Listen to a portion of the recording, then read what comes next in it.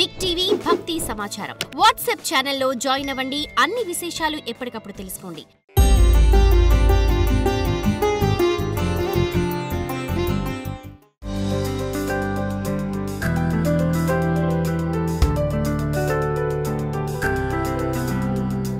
నమస్కారం.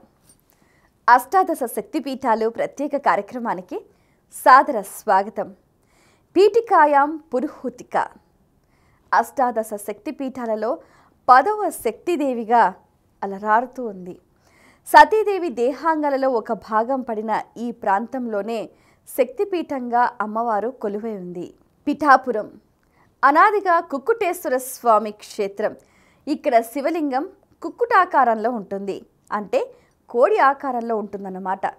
పూర్వ యుగాలలో గయాసురుడని రాక్షసుడు మహా తపస్సు చేసి చాలా పవిత్రుడయ్యాడు. కానీ తన శరీరాన్ని 1000 యోజనాలు పెంచేశాడు.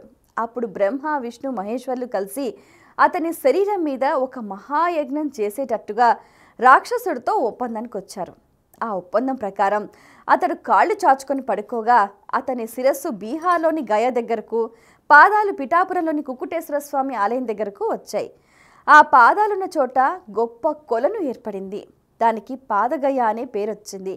అప్పటి నుంచి పిఠాపుర క్షేత్రం మరింత ప్రసిద్ధికెక్కింది. అదే క్షేత్రంలో సతీదేవి యొక్క అవయవ ఖండం కూడా పడింది. అప్పటి నుంచి ఇక్కడ ఒక శక్తి పీఠం కూడా వెలిసింది. ఆ పీఠాన్ని మున్ముందుగా ఇంద్రుడు గుర్తించి ఆరాధించటం వల్ల ఆ దేవికి పురుహూతికాదేవి అనే పేరు వచ్చింది. ఈ క్షేత్రంలో కుక్కుటేశ్వర స్వామి దక్షిణాభిముఖంగా ఉంటాడు. ఆ స్వామికి ఎదురుగా ఉన్న ఒక చిన్న ఆలయంలో ఉత్తరాభిముఖంగా పురుహూతిక శక్తిపీఠం నెలకొని ఉంది.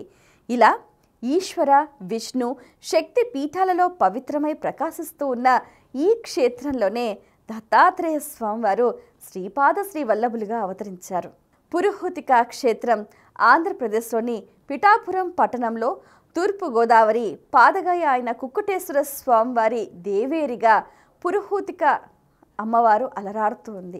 పురుహూతిక అమ్మవారి అనుగ్రహంతో జీవితంలో ఎటువంటి ఆపదలు కలిగినా, అనారోగ్యాలు ఏర్పడినా అన్నీ కూడా క్షణంలో సమసిపోతాయి అన్నది కూడా ప్రతీతి.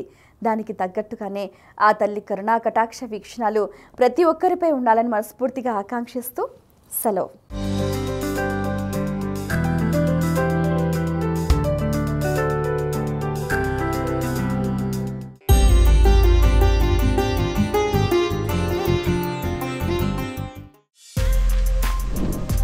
For more videos like this, subscribe Big TV channel.